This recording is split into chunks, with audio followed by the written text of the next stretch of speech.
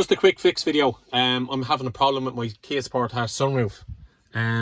You'd open it up and you get to a point and it'd slow down, so you nearly have to push it back with your hand. And then when you were trying to close it, it'd get to a point, stop and go backwards. So you'd have to grab it by the rail and close it. I looked up YouTube and I seen a couple of videos of people trying to reset the sunroof and all. That's not going to work for you. What I discovered was the rails on the sunroof have dried out and you need to re-lubricate them. So what I did was I got some spray lubricant.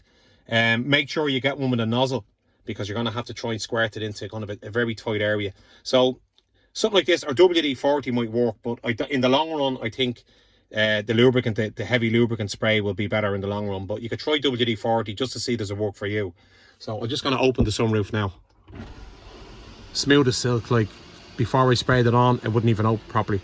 Just going to open it up and I'm going to show you exactly where to spray this stuff.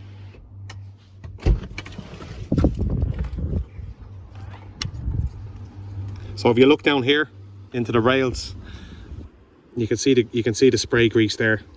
So you need to spray all this channel where this arm hits. So this is the arm off the sunroof. So you need to start back as far as you can